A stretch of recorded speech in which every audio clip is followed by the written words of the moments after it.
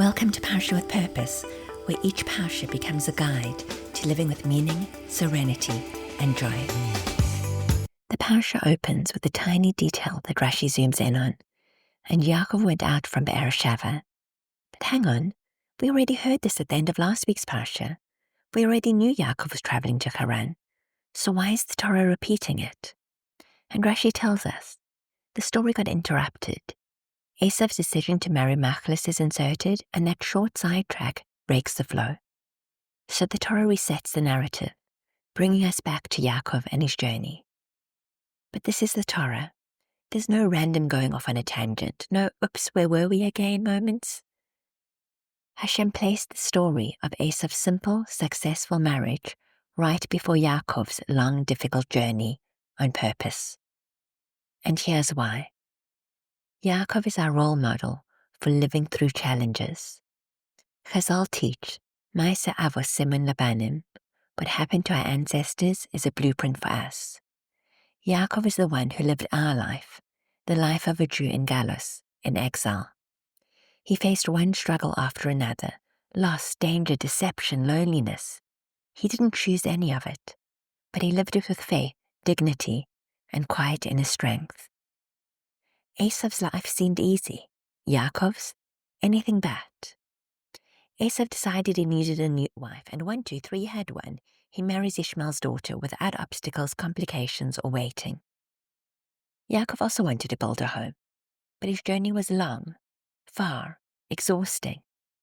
He worked 7 years for Rachel only to be deceived, and then 7 more, years of waiting, hoping, wondering when things would finally fall into place. The Torah interrupts the flow of the story to place these two scenes side by side, almost like a split screen. Esav, quick, simple, effortless. Yaakov, slow, painful, uncertain. The contrast is deliberate. Hashem is telling us, this is what it looks like to be a child of Yaakov. Life won't always be simple. Your journey may take longer. Your milestones may come with struggle. And yet, you keep walking. And here's the most beautiful part. The Haftarah of this week's Parsha describes this journey with brutal honesty. And Yaakov fled. He wasn't strolling out of Beersheba with a coffee and a suitcase. He was running for his life, a fugitive, alone. But the Torah used softer language, and Yaakov went out, and he journeyed. Why? Because that's how Yaakov carried it. Not as panic, not as chaos, but with courage, with calm, with quiet faith that he wasn't walking alone. Yaakov teaches us what it means to live through difficulty without becoming defined by it. And this is where it becomes our story. So many of us today carry journeys that don't look like the people around them.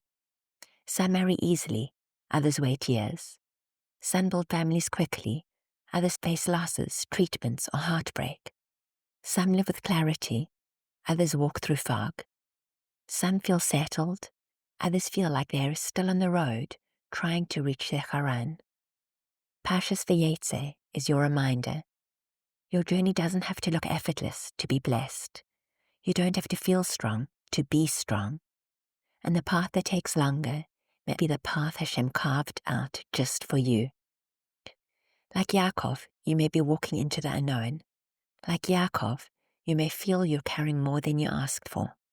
But also like Yaakov, you're accompanied and carried by Hashem every step of the way.